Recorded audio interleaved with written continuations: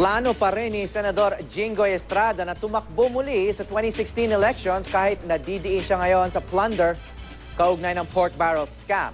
Ang posibleng posisyon ayon sa kanyang amang si Manila Mayor Joseph Estrada pagka-vice-presidente. May news to go si Sandra Aguinaldo.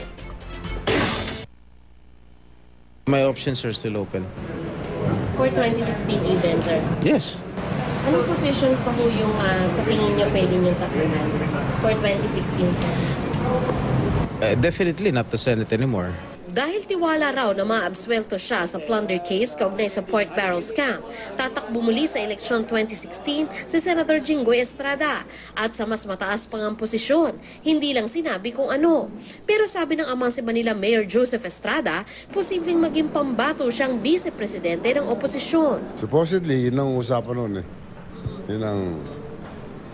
So, he still have a chance. And I believe that he'll be acquitted there. Baka mas lumakas pa si Jinggoy pag proven na he's innocent here.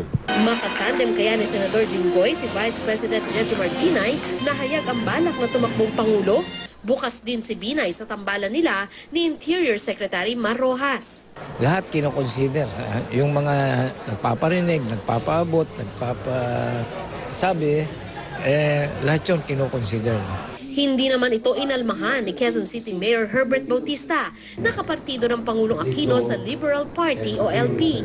Kung yun ang mag-unite sa dalawang matitibay na poste o haligi ng Pilipinas, pati natin gawin yun. Bago nito, sinabi sa akin na isa kong source sa LP na mas bukas sa pagkuha ng kandidato sa labas ng partido ang miyembro nito na lumahok lang sa partido kasunod ng desisyong maging 2010 standard bearer si Noy Senador Noynoy Aquino. Kontra naman umano rito ang mga orihinal na miyembro. Hindi direkta pero malaman ang sagot ni Rojas na LP President on leave at matunog na tatakbo ring Pangulo. Lahat ng aming mga gawain ay nakatungtong sa matibay na pundisyon ng prinsipyo, ng shared values at saka ng good anti-corruption governance. Nagkataon namang hindi lang mga kaalyado ni Binay na sina Estrada at Senador Juan Ponce Enrile ang idinidikit sa katiwalian, partikular sa pork barrel scam, kundi mismong si Binay. Overpriced umano ang parking building ng Makati City Hall na sinimulang itayo nung alkalde pa siya ng lungsod. Gusto na rin niyang paimbestigahan sa Senado ni Senador Antonio Trillanes IV na kaalyado sa Senado ng Administrasyon at posible namang tumakbong vice-presidente sa 2016 sa ilalim ng Nationalista Party.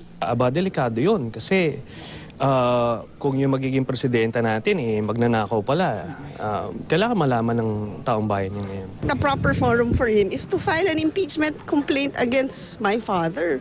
Sandra Aguinaldo, GMA News.